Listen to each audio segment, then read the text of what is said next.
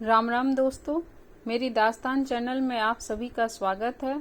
मैं रंजना गुप्ता छोटों को स्नेह और बड़ों को प्रणाम करती हूँ। आज मैं मुंशी प्रेमचंद्र जी द्वारा लिखित मानसरोवर भाग 1 के अध्याय 6 शांति की कहानी सुनाने जा रही हूँ। शांति। स्वर्गीय देवानाथ मेरे अभिन्न मित्रों में थे। आज भी जब उनकी याद आती है तो वह रंगरेलियां आंखों में फिर जाती हैं और कहीं एकांत में जाकर जरा रो लेता हूँ। हमारे बीच में 200-250 मील का अंतर था। मैं लखनऊ में था, वह दिल्ली में। लेकिन ऐसा शायद ही कोई महीना जाता हो कि हम आपस में न मिल पाते हों। वह स्वच्छंद प्रकृति के विनोद प्रिय, सहृदय, उदार और मित्रों पर प्राण देने वाले आदमी थे, जिन्होंने अपने और पराये में कभी भेद नहीं किया। संसार क्या है और यहाँ लौकिक व्यवहार कैसा निर्वाह होता है, यह उस व्यक्ति ने कभी न जानने की चेष्टा की। उनके जीवन में ऐसे कई अवसर आए जब उन्हें आगे के लिए होशियार हो जाना चाहिए था। मित्रों ने उनकी निष्कपटता से अनुचित लाभ उठाया और कई बार उन्हें लज्जित भी होना पड़ा। लेकिन उस भले आदमी ने जीवन से कोई सबक लेने की कसम खा ली थी। उनके व्यवहार ज्यों के त्यों रहे। जैसे भोलानाथ जिए वैसे ही भोलानाथ मरे। जिस दुनिया में वह रहते थे वह निराली दुनिया थी, जिसमें संदेह, चालाकी और कपट के लिए स्थान ना था। सब अपने थे, कोई गैर ना था। मैंने बार बार उन्हें सचेत करना चाहा, पर इसका परिणाम आशा के विरुद्ध हुआ। मुझे कभी कभी यह चिंता होती थी कि उन्होंने इसे बंद ना किया तो नतीजा क्या होगा। लेकिन विडंबना यह थी कि उनकी स्त्री गोपा भी कुछ उसी सांचे में ढली हुई थी। हमारी देवियों में जो एक चातुरी होती है, जो सदैव ऐसे उड़ाऊ पुरुषों की असावधानियों पर ब्रेक का काम करती है, उससे वह वंचित थी। यहाँ तक कि वस्त्राभूषण में भी उसे विशेष रुचि न थी। अतएव जब मुझे देवनाथ के स्वर्गारोहण का समाचार मिला और मैं भागा हुआ दिल्ली गया, तो घर में बर्तन भांडे और मकान के सिवा और कोई संपत्ति ना थी। और अभी उनकी उम्र ही क्या थी जो संचय की चिंता करते। 40 भी तो पूरे ना हुए थे। यूं तो लड़कपन उनके स्वभाव में ही था, लेकिन इस उम्र में प्रायः सभी लोग कुछ बेफिक्र रहते हैं।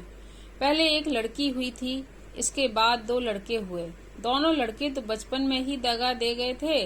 लड़की बच रही थी और यही इस नाटक का सबसे करुण दृश्य था। जिस तरह का इनका जीवन था, उसको देखते इस छोटे से परिवार के लिए 200 रुपए महीने की जरूरत थी। 2-3 साल में लड़की का विवाह भी करना होगा। कैसे क्या होगा, मेरी बुद्धि कुछ काम न करती थी। इस अवसर पर मुझे यह बहुमूल्य अनुभव हुआ कि जो लोग सेवा भाव रखते हैं और जो स्वार्थ सिद्धि को जीवन का लक्ष्य नहीं बनाते, उनके परिवार को आड़ देने वालों की कमी नहीं रहती। यह कोई नियम नहीं है, क्योंकि मैंने ऐसे लोगों को भी देखा है जिन्होंने जीवन में बहुतों के साथ अच्छे सलूक किए, पर उनके पीछे उनके बाल बच्चे की किसी ने एक बात तक न पूछी। लेकिन चाहे कुछ हो, देवनाथ के मित्रों ने प्रशंसनीय औदार्य से काम लिया और गोपा के निर्वाह के लिए स्थायी धन जमा करने का प्रस्ताव किया। 2 एक सज्जन जो रंडुए थे, उससे विवाह करने को तैयार थे, किंतु गोपा ने भी उसी स्वाभिमान का परिचय दिया जो हमारी देवियों का जौहर है, और इस प्रस्ताव को अस्वीकार कर दिया। मकान बहुत बड़ा था, उसका एक भाग किराए पर उठा दिया। इस तरह उसको 50 रुपए माहवार मिलने लगे। वह इतने में ही अपना निर्वाह कर लेगी। जो कुछ खर्च था वह सुन्नी की जात से था। गोपा के लिए तो जीवन में अब कोई अनुराग ही न था। इसके 1 महीने बाद मुझे कारोबार के सिलसिले में विदेश जाना पड़ा और वहाँ मेरे अनुमान से कहीं अधिक 2 साल लग गए। गोपा के पत्र बराबर आते रहते थे, जिससे मालूम होता था वे आराम से हैं, कोई चिंता की बात नहीं है।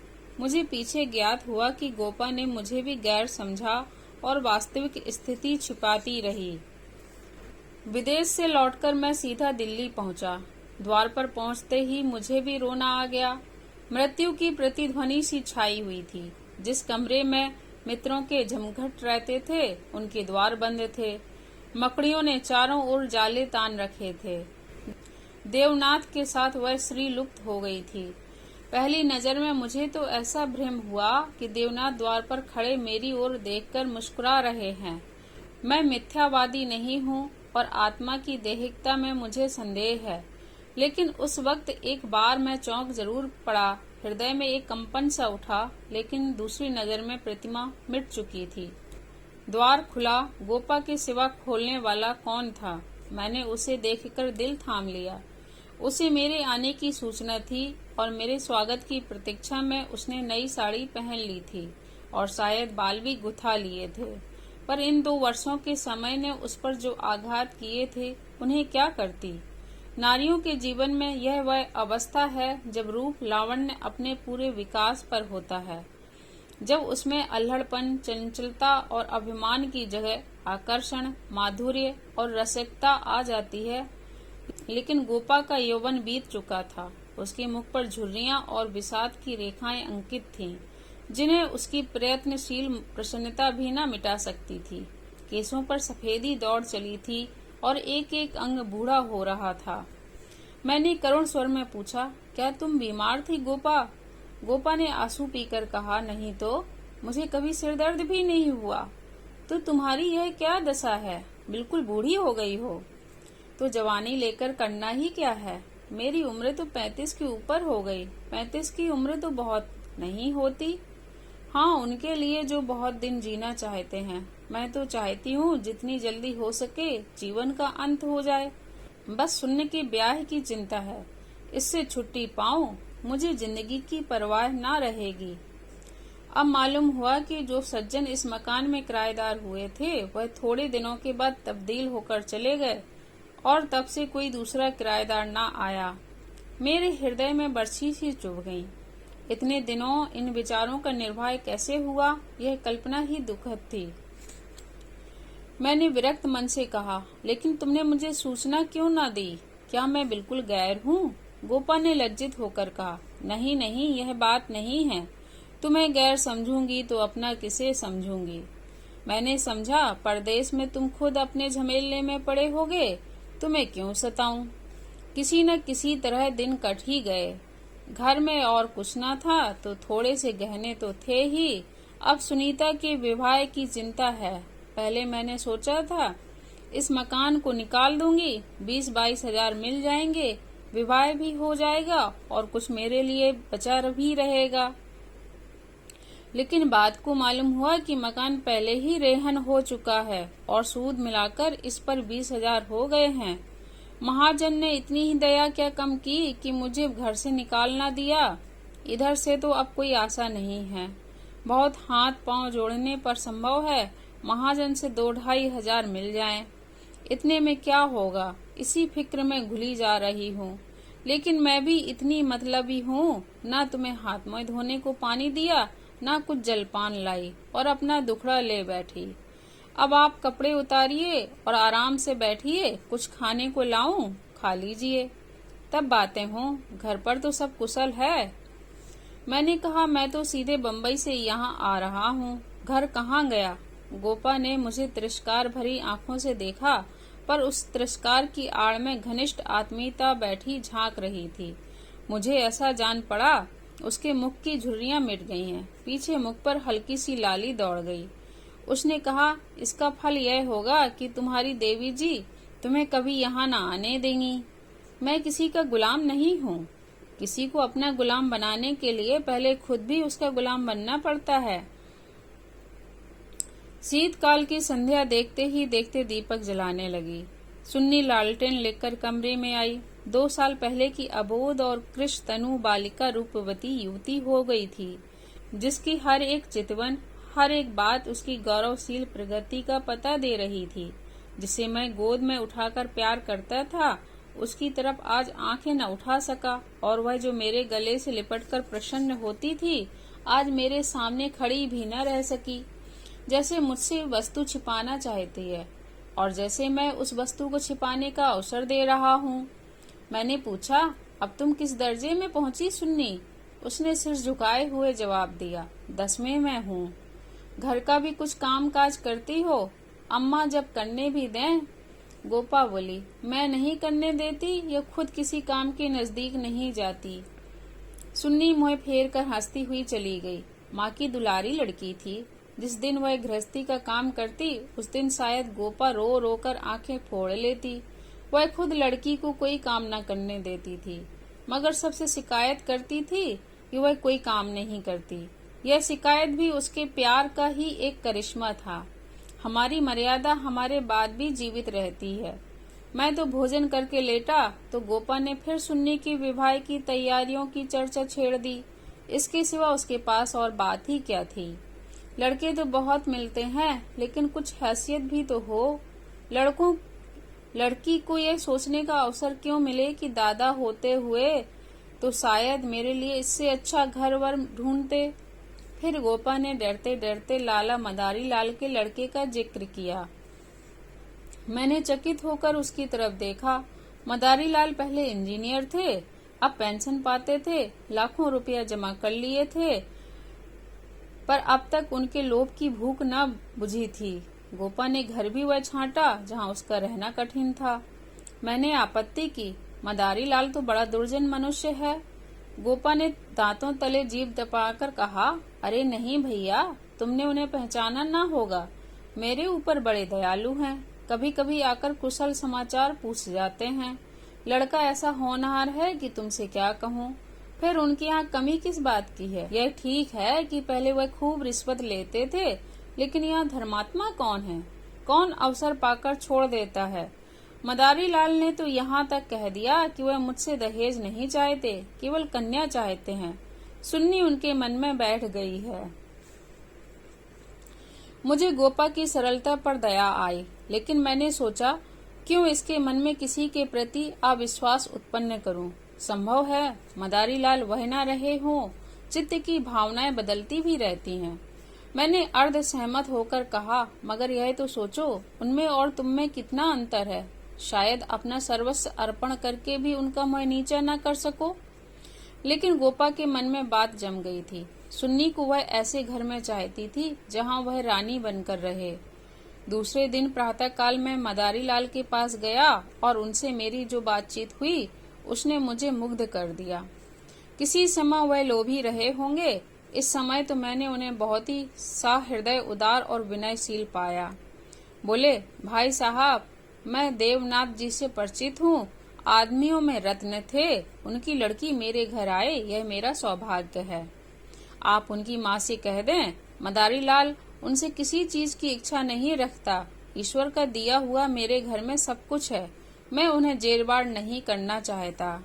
ये 4 महीने गोपा ने विवाह की तैयारियों में काटे। मैं महीने में एक बार अवश्य उससे मिल आता था, पर हर बार खिन्न होकर लौटता। गोपा ने अपनी कुल मर्यादा का ना जाने कितना महान आदर्श अपने सामने रख लिया था। पगली इस भ्रम में पड़ी हुई थी कि उसका उत्साह नगर में अपनी यादगार छोड़ता जाएगा। यह न जानती थी कि यहाँ ऐसे तमाशे रोज होते हैं और आए दिन भुला दिए जाते हैं। शायद वह संसार से यह श्रेय लेना चाहती थी कि इस गई बीती दशा में भी लुटा हुआ हाथी 9 लाख का है। पग पग पर उसे देवनाथ की याद आती। वह होते तो यह काम यूं न होता, यूं होता और तब रोती। मदारी लाल सज्जन है, यह सत्य है, लेकिन गोपा का अपनी कन्या के प्रति भी कुछ धर्म है। कौन उसके 10-5 लड़कियां बैठी हुई हैं, वह तो दिल खोलकर अरमान निकालेगी।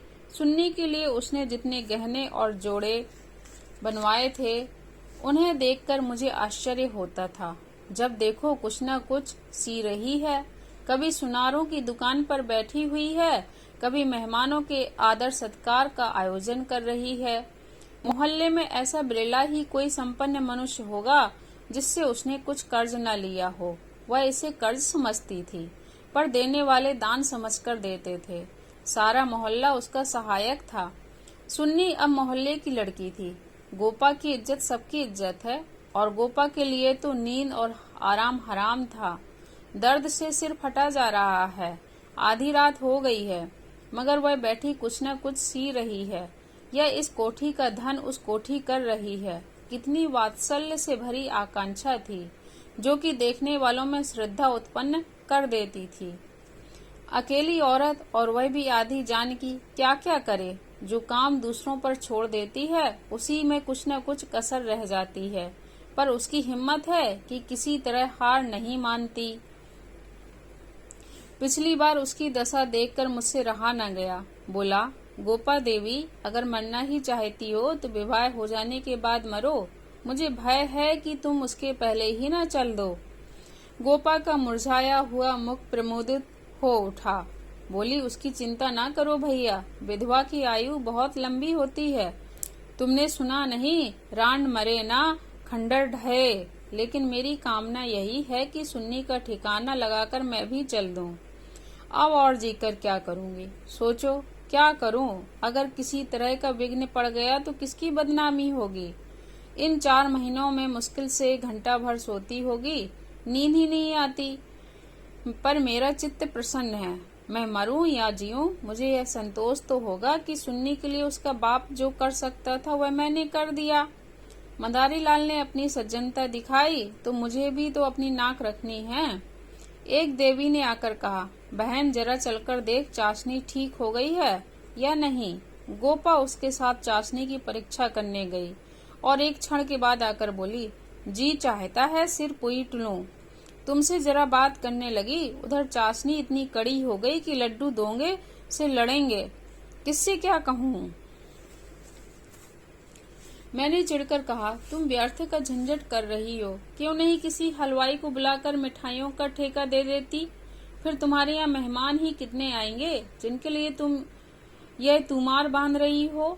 10-5 की मिठाई उनके लिए बहुत होगी। गोपा ने व्यथित नेत्रों से मेरी ओर देखा। मेरी यह आलोचना उसे बुरी लगी। इन दिनों उसे बात बात पर क्रोध आ जाता था। बोली, भैया तुम ये बातें ना समझोगे। तुम्हें ना माँ बनने का अवसर मिला, ना पत्नी बनने का। सुन्नी के पिता का कितना नाम था, कितने आदमी उनके दम से जीते थे। क्या यह तुम नहीं जानते। वह पगड़ी मेरे ही सिर तो बंधी है। तुम्हें विश्वास न आएगा, नास्तिक जो ठहरे, पर मैं तो उन्हें सदैव अपने अंदर बैठा पाती हूँ। जो कुछ कर रहे हैं वह कर रहे हैं। मैं मंद बुद्धि स्त्री भला अकेले क्या कर देती। वही मेरे सहायक हैं, वही मेरे प्रकाश हैं। यह समझ लो कि यह देह मेरी है, पर इसके अंदर जो आत्मा है वह उनकी है। जो कुछ हो रहा है उनके पुण्य आदेश से हो रहा है। तुम उनके मित्र हो, तुमने अपने सैकड़ों रुपए खर्च किए और इतना हैरान हो रहे हो। मैं तो उनकी सहगामिनी हूँ, लोक में भी परलोक में भी। मैं अपना सा मोह लेकर रह गया। जून में विवाह हो गया। गोपा ने बहुत कुछ दिया और अपनी हैसियत से बहुत ज्यादा दिया, लेकिन फिर भी उसे संतोष न हुआ। आज सुन्नी के पिता होते तो ना जाने क्या करते। बराबर रोती रही। जाड़ों में मैं फिर दिल्ली गया। मैंने समझा कि अब गोपा सुखी होगी। लड़की का घर और वर दोनों आदर्श हैं। गोपा को इसके सिवा और क्या चाहिए। लेकिन सुख उसके भाग्य में ही ना था। अभी कपड़े भी न उतारने पाया था कि उसने अपना दुखड़ा शुरू कर दिया। भैया घर द्वार सब अच्छा है, सास ससुर भी अच्छे हैं, लेकिन जमाई निकम्मा निकला। सुन्नी बेचारी रो रो कर दिन काट रही है। तुम उसे देखो तो पहचान न सको, उसकी परछाई मात्र रह गई है। अभी कई दिन हुए आई हुई थी, उसकी दशा देखकर छाती फटती थी, जैसे जीवन में अपना पथ खो बैठी हो। न तन बदन की सुध है, न कपड़े लत्ते की। मेरी सुन्नी की दुर्गत होगी यह तो स्वप्न में भी न सोचा था। बिल्कुल गुमसुम हो गई है। कितना पूछा, बेटी तुमसे वह क्यों नहीं बोलता, किस बात पर नाराज है, लेकिन कुछ जवाब ही नहीं देती। बस आंखों से आंसू बहते हैं। मेरी सुन्नी कुएं में गिर गई। मैंने कहा, तुमने उसके घर वालों से पता नहीं लगाया। लगाया क्यों नहीं भैया, सब हाल मालूम हो गया। लौंडा चाहता है मैं चाहे जिस राह जाऊं सुन्नी मेरी पूरा करती रहे। सुन्नी भला इसे क्यों सहने लगी। उसे तो तुम जानते हो कितनी अभिमानी है। वह उन स्त्रियों में नहीं है जो पति को देवता समझती हैं और उसका दुर्व्यवहार सहती रहती हैं। उसने सदैव दुलार और प्यार पाया है। बाप भी उस पर जान देता था। मैं आँख की पुतली समझती थी। पति मिला छैला जो आधी आधी रात तक मारा मारा फिरता है। दोनों में क्या बात हुई यह कौन जान सकता है, लेकिन दोनों में कोई गांठ पड़ गई है। न सुन्नी की परवाह करता है, न सुन्नी उसकी परवाह करती है, मगर वह तो अपने रंग में मस्त है। सुन्नी प्राण दिए देती है, उसके लिए सुन्नी की जगह मुन्नी है, सुन्नी के लिए उसकी अपेक्षा है और रुदन है। मैंने कहा, लेकिन तुमने सुन्नी को समझाया नहीं। उस लौंडे का क्या बिगड़ेगा, इसकी तो जिंदगी खराब हो जाएगी। गोपा की आंखों में आंसू भर आए। बोली, भैया किस दिल से समझाऊं, सुन्नी को देखकर तो मेरी छाती फटने लगती है। बस यह जी चाहता है कि इसे अपने कलेजे में ऐसे रख लूं कि इसे कोई कड़ी आंख से देख भी न सके। सुन्नी फूहड़ होती, कटुभाषणी होती, आराम तलब होती तो समझती भी। क्या यह समझाऊं कि तेरा पति गली गली मुँह काला करता फिरे, फिर भी तू उसकी पूजा किया करे। मैं तो खुद यह अपमान न सह सकती। स्त्री पुरुष में विवाह की पहली शर्त यह है कि दोनों 16 आने एक दूसरे के हो जाएं। ऐसे पुरुष तो कम हैं जो स्त्री को जौ भर विचलित होते देखकर शांत रह सकें, पर ऐसी स्त्रियां बहुत हैं जो पति को स्वच्छंद समझती हैं। सुन्नी उन स्त्रियों में नहीं है। वह अगर आत्मसमर्पण करती है तो आत्मसमर्पण चाहती भी है, और यदि पति में यह बात न हुई तो वह उसमें कोई संपर्क न रखेगी, चाहे उसका सारा जीवन रोते कट जाए। यह कहकर गोपा भीतर गई और एक सिंगारदान लाकर उसके अंदर के आभूषण दिखाती हुई बोली, सुन्नी इसे आपकी यहीं छोड़ गई, इसलिए आई थी। ये वे गहने हैं जो मैंने ना जाने कितना कष्ट सहकर बनवाए थे। इसके पीछे महीनों मारी मारी फिरी थी, यूं कहो कि भीख मांगकर जमा किए थे। सुन्नी अब इसकी ओर आंख उठाकर भी नहीं देखती। पहने तो किसके लिए, सिंगार करे तो किस पर। 5 संदूक कपड़ों के दिए थे। कपड़े सीते सीते मेरी आंखें फूट गईं। यह सब कपड़े उठाती लाई। इन चीजों से उसे घृणा हो गई है। बस कलाई में 2 चूड़ियां और एक उजली साड़ी, यही उसका श्रृंगार है। मैंने गोपा को सांत्वना दी, मैं जाकर केदारनाथ से मिलूंगा, देखूं तो वह किस रंग ढंग का आदमी है। गोपा ने हाथ जोड़कर कहा, नहीं भैया, भूलकर भी न जाना। सुन्नी सुनेगी तो प्राण ही दे देगी। अभिमान की पुतली ही समझो उसे, रस्सी समझ लो जिसके जल जाने पर भी बल नहीं जाते। जिन पैरों से उसे ठुकरा दिया है उन्हें वह कभी ना सहलाएगी। उसे अपना बनाकर कोई चाहे तो लौंडी बना ले, लेकिन शासन तो उसने मेरा ना सहा, दूसरों का क्या सहेगी। मैंने गोपा से उस वक्त कुछ न कहा, लेकिन अवसर पाते ही लाला मदारी लाल से मिला। मैं रहस्य का पता लगाना चाहता था।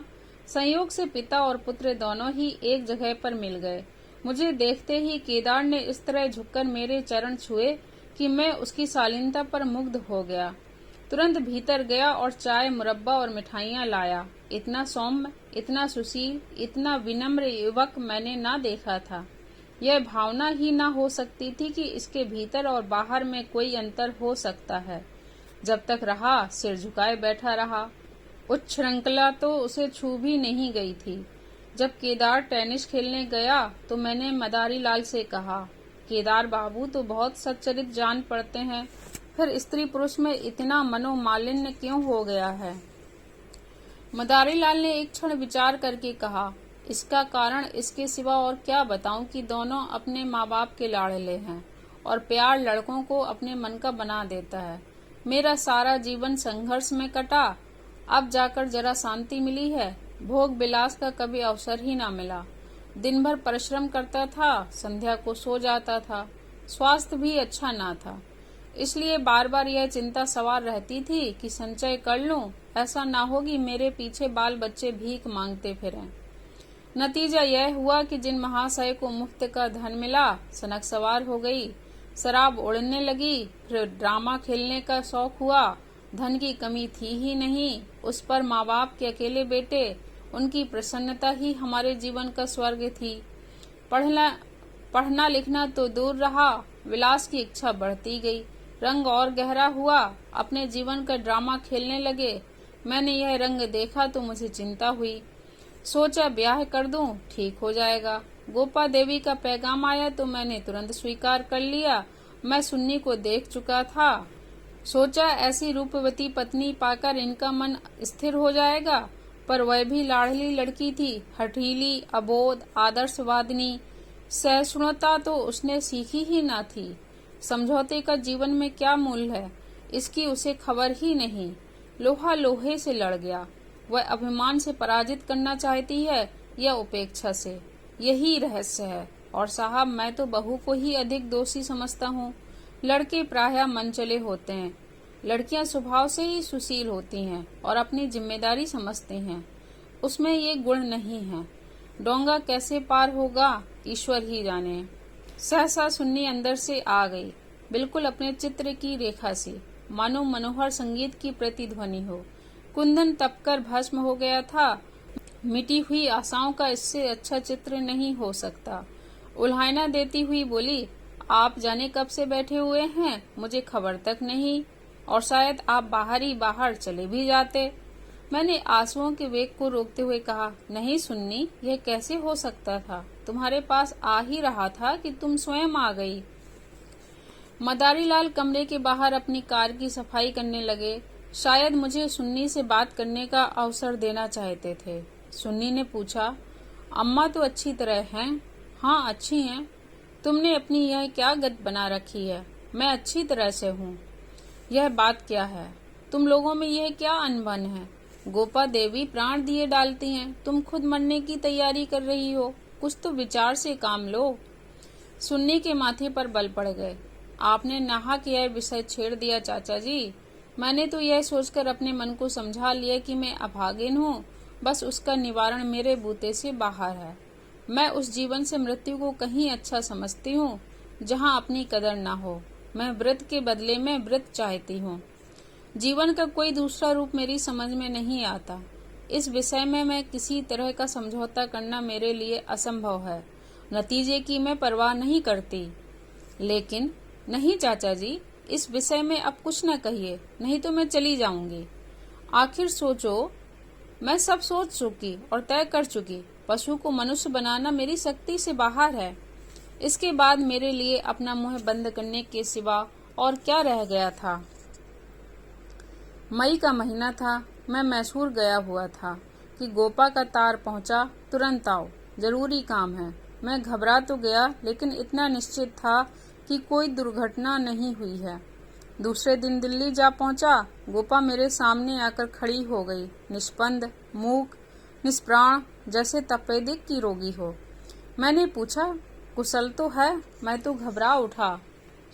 उसने बुझी हुई आंखों से देखा और बोला, सच। सुन्नी तो कुशल से है, हाँ, अच्छी तरह है।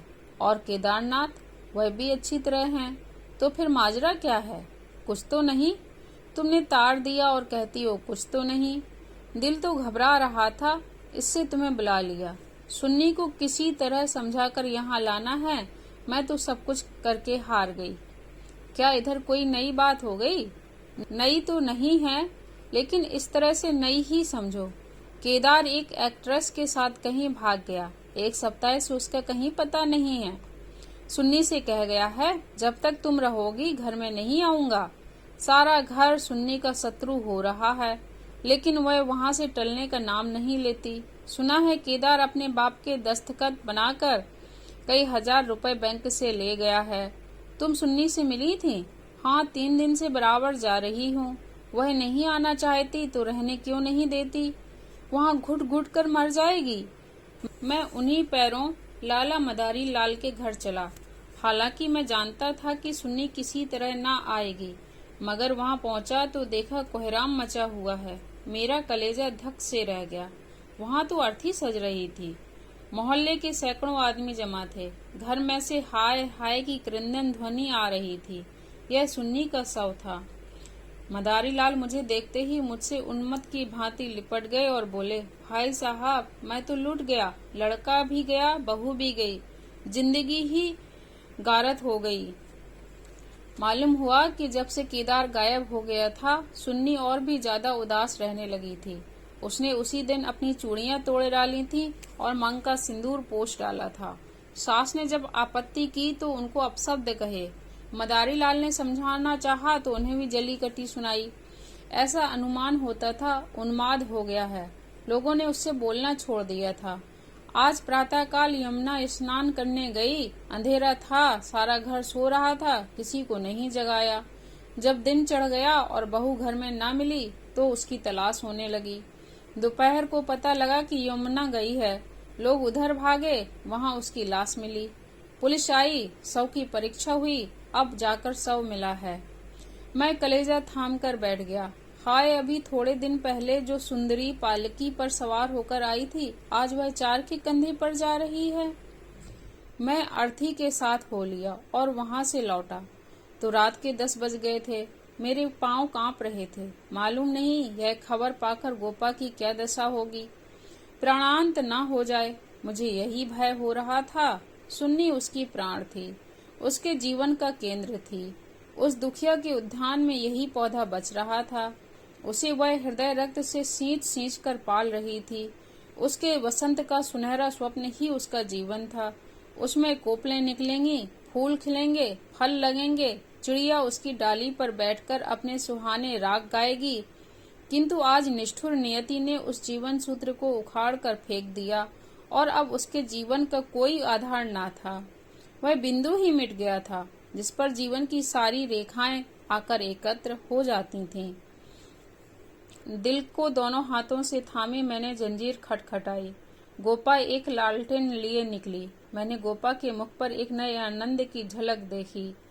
मेरी शोक मुद्रा देखकर उसने मातृत्व प्रेम से मेरा हाथ पकड़ लिया और बोली, आज तो तुम्हारा सारा दिन रोते ही कटा। अर्थी के साथ बहुत से आदमी रहे होंगे।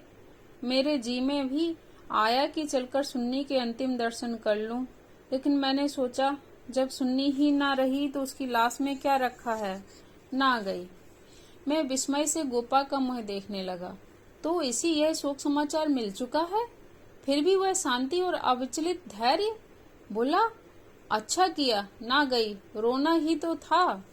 हाँ, और क्या। रोई यहाँ भी, लेकिन तुमसे सच कहती हूँ, दिल से नहीं रोई। ना जाने कैसे आंसू निकल आए। मुझे तो सुन्नी की मौत से प्रसन्नता हुई। दुखिया अपनी मान मर्यादा के लिए संसार से विदा हो गई, नहीं तो ना जाने क्या क्या देखना पड़ता। इसलिए और भी प्रसन्न हूँ कि उसने अपनी आन निभा दी। स्त्री के जीवन में प्यार न मिले तो उसका अंत हो जाना ही अच्छा है। तुमने सुन्नी की मुद्रा देखी थी? लोग कहते हैं ऐसा जान पड़ता था कि मुस्कुरा रही है। मेरी सुन्नी सचमुच देवी थी। भैया, आदमी इसलिए थोड़े ही जीना चाहता है कि रोता रहे। जब मालूम हो गया कि जीवन में दुख के सिवा कुछ नहीं है तो आदमी जीकर क्या करे, किस लिए जिए? खाने और सोने और मर जाने के लिए? यह मैं नहीं चाहती कि मुझे सुन्नी की याद न आएगी और मैं उसे याद करके रोऊंगी नहीं, लेकिन वह शोक के आंसू ना होंगे। बहादुर बेटे की माँ उसकी वीरगति पर प्रसन्न होती है। सुन्नी की मौत में क्या कुछ कम गौरव है? मैं आंसू बहाकर उस गौरव का अनादर कैसे करूं? वह जानती है और चाहे सारा संसार उसकी निंदा करे, उसकी माता सराहना ही करेगी। उसकी आत्मा से यह आनंद भी छीन लूं? लेकिन अब रात ज्यादा हो गई है, ऊपर जाकर सो जाओ। मैंने तुम्हारी चारपाई बिछा दी है, मगर देखो अकेले पड़े पड़े रोना नहीं। सुन्नी ने वही किया जो उसे करना चाहिए था। उसके पिता होते तो आज सुन्नी की प्रतिमा बनाकर पूजते। मैं ऊपर जाकर लेटा तो मेरे दिल का बोझ बहुत हल्का हो गया था, किंतु रह रहकर यह संदेह हो जाता था कि गोपा की यह शांति उसकी अपार व्यथा का ही रूप तो नहीं है। धन्यवाद दोस्तों।